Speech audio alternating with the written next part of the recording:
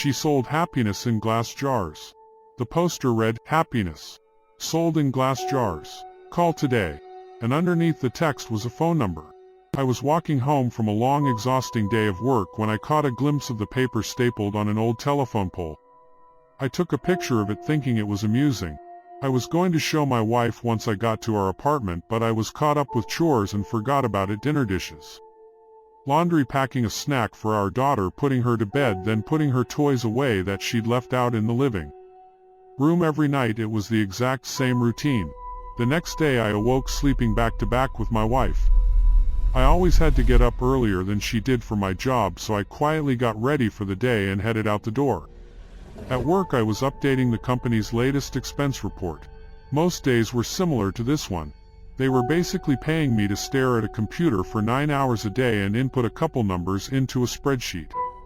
I finished my work very quickly, so I decided to head out of the office early. It also helped that it was a Friday and a lot of people leave early at the end of the week.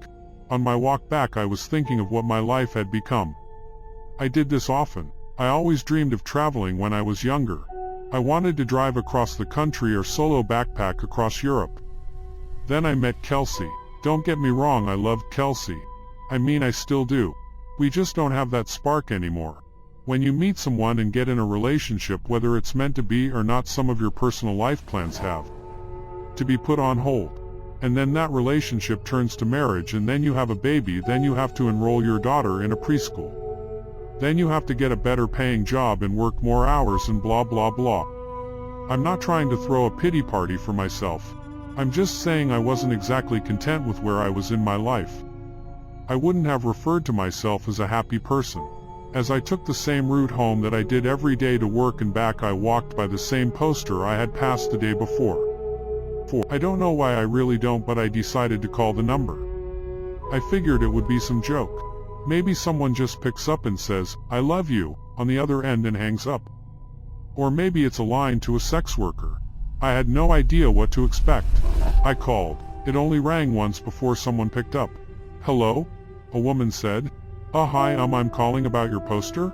Your ad?" "Oh, awesome," she said calmly. "When do you want to pick it up?" "Pick what up?" "The jar," she said like it was the most obvious thing in the world. Oh, of course, I realized then that I had left work early without telling Kelsey, so I could just go pick it up now and she'd be none the wiser. "What exactly is it that you're selling?" "I just told you. It's happiness. In a glass jar. Like the poster said. Happiness keeps best in glass jars. They're more durable than, say, a plastic bag." Okay. Should we meet somewhere?" "For sure. I don't want you to end up being a creep or something, so let's go to a public place." The public place we decided on was a Starbucks parking lot a little over a mile from me. Now, I didn't think I was really going to be buying a jar of happiness or whatever. I was 99% sure she was going to sell me drugs. Maybe heroin would be in the jar. I remember thinking, oh no, happiness is probably a nickname for some street drug and I'm going to a drug deal. What if she's a cop? Am I going to be arrested? But something inside me told me to keep walking, and so I did. I stood outside and texted her. "Check me, I'm here." Her. "Cool, be there in a sec." Me. "What are you driving?" Her. "Silver Camry." And as her final text came through, I saw her car pull in. She took a spot not too far from where I stood. I could see there was no one else in the car, which put my kidnapping fear to rest. She opened her door and stood on the pavement looking around until her eyes met mine.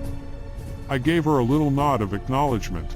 She simply responded by waving her hand, gesturing for me to come over to her car, so I did. She was young, maybe mid-20s, with curly golden hair. Her skin was pale and contrasted with the all-black outfit she was wearing. I thought she looked like Glinda the Good Witch from The Wizard of Oz had put on the Wicked Witch's clothes. "Nice day out," she said as a greeting. "Oh yeah, it is. Hadn't really paid attention to it. You were the one that called about the jar, right?" "Yeah, that was me." "Cool, well here you go." She handed me a very small glass mason jar. It couldn't have been more than 2 inches tall. Inside of it was a light. Not a light bulb, just light. It was like someone bottled up sunshine. It glowed even in the mid-afternoon daylight. It looked like a tiny sun or a tiny universe existing in this little crystal-walled home. I was admiring it with no attempt to hide the awe on my face. Pretty rad, isn't it? What is it? You've asked that like 3 different times, I think. My answer is still the same. It is happiness. Happiness in a glass jar. What do I do with it? Keep it, she said simply. If you have any problems, shoot me a text.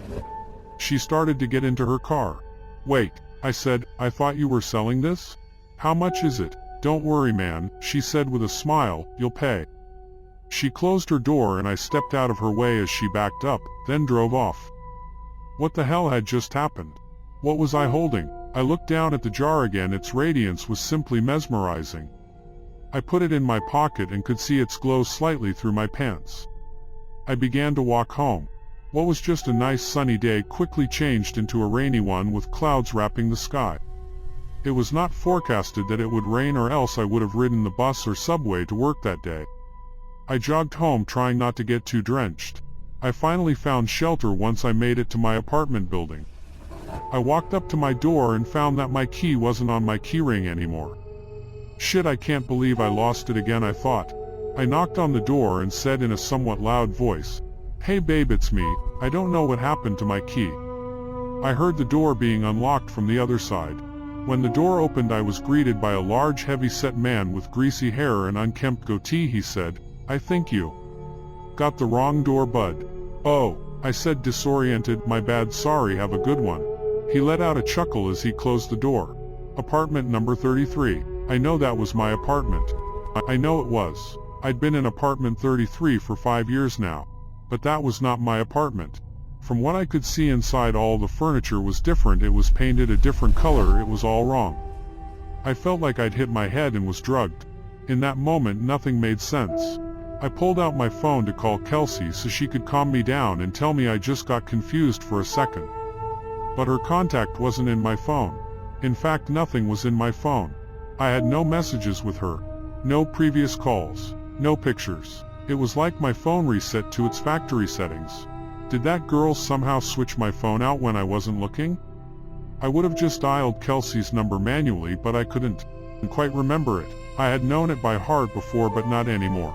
I needed to get back to the office. I had all my contacts backed up on my work computer. Since it was still raining, I hopped on the bus, which had a stop right in front of the apartment complex. I rode downtown toward my office, the whole time staring at my wet shoes, wondering what the hell was going on. We have a keycard access to our building, so only authorized personnel can get inside. I always keep my access card in my wallet, always. But surprise, surprise, it wasn't there. I buzzed into the speaker we had for guests with appointments or employees as a backup in case anyone lost or forgot their card. BZZZ, "Hey, this is Tim. I must have lost my card. My employee number is..." I stopped as I drew a blank. A voice came through the speaker. "Tim? You got cut out. What's your employee number?" I can't remember." That's fine, just tell me your full name and department."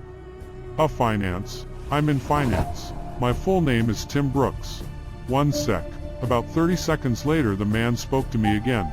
"We don't have a Tim Brooks working in this building. Did you have an appointment with someone?"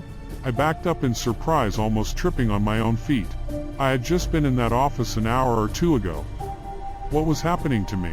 I felt like I was getting Alzheimer's, but going through every stage in one day. I stared at my hands, unsure if I was in the right body. I felt like the world around me was disintegrating. I wasn't in control. I was merely sitting inside somebody else's head, watching the world through their eyes. Just then I got a text. I recognized the number immediately. It was that girl, the one who gave me the jar. I had forgotten all about it until I saw her text. "Hey, how's it going?" I looked at my phone, dumbfounded. It made me angry. She was so nonchalant about this. She knew what was going on. She had done this somehow. Me. What the hell did you do to me? Her. The worst is yet to come. I was astronomically close to just chucking my phone as far as I could in frustration. I took the jar out of my pocket. It looked unchanged, still glowing just as bright. "What the fuck did you do?" I yelled at the jar, realizing I probably looked like a lunatic. As I stared at its glistening glass, I realized something. I didn't know what my wife's face looked like anymore. I knew her name. Well, I know it started with a K, or maybe a C. I couldn't picture her in my mind. I knew I had a wife. I knew I did. Yes, because I had a daughter. I had a wife and a daughter. I just couldn't remember their faces then, or their names, or their birthdays, or any memories I had with them. I know they existed. They did exist. I had just seen them that morning, right? I couldn't remember how she looked or what she smelled like. What was our first date? We had a wedding, right? What about our first kiss? Or my daughter, or was it my son? Maybe I didn't even have a kid, but my wife or girlfriend, she was real. I knew she was. The thought was tearing me apart. I couldn't see her in my head. I couldn't recall a single fact about her. I was standing outside of the same building, but I was unsure why I was. Did I work there? I must work somewhere. The rain was accompanied by a chilly wind now. It was whipping at my face, making my nose and cheeks sting. I wanted to go home. I wanted to be with her. I wanted to be warm. I wanted to go into a shitty office job that kept a roof over my head. I wanted it all. I was soaking wet. I was miserable. I couldn't remember my parents or my childhood. Did I even have any friends? Why was I in the rain? I looked down at my hand. I was still clutching the jar. The only memory of my entire life I could concretely remember was that girl giving it to me, telling me it was happiness. It did not bring happiness. It brought pain.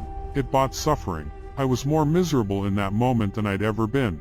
My phone buzzed. Break the jar, Tim. I looked at my other hand. With the setting sun and the rainy sky, I swear the jar glowed brighter than any streetlight near me. I didn't break it because I was following her instruction. I broke it because I was angry. I broke it because I was upset. I needed a release. I raised my arm above my head and brought it down with one swift motion, shattering the jar on the concrete beneath my feet. That dark, chilly air accompanying the rain spread away like it was the shockwave of a bomb going off, and I was at the epicenter. I saw the warm yellow light from inside the jar spread rapidly across the ground and ascend into the sky. It was as if I was watching the beginnings of the universe being created, like God had just snapped his fingers and said, "Let there be light." I was engulfed in it. I could no longer see street or rain or anything dark. I felt like I was plummeting into a star going faster than the speed of light. It felt like sitting in front of a fire on a cold winter's night, but that warmth was covering every inch of my body. And then I blinked. Immediately I could feel the sheets beneath me and my back barely touching my wife's. I was staring out the window. The morning light drenched through the glass and gleamed on my face. I stood from bed and grabbed my phone. It was Friday morning. I had one text. "Let me know if you ever need another jar. I called in sick to work." I snuck into my daughter's room and greeted her with a kiss and told her she didn't have to go to preschool today. We were going to have a family day. She smiled and stretched out her arms with a yawn before curling up and falling back asleep. I got back in bed and squeezed my wife tightly. I didn't let go for hours. Our daughter came into our room and woke us up. Eventually she was jumping on the bed and shouting for us to wake up. Yesterday I may have found that annoying. Yesterday I may have found a lot of things annoying or monotonous or dull. But not today. Today I pulled her under the covers in between me and Kelsey. Today was going to be a good day. Today I was happy.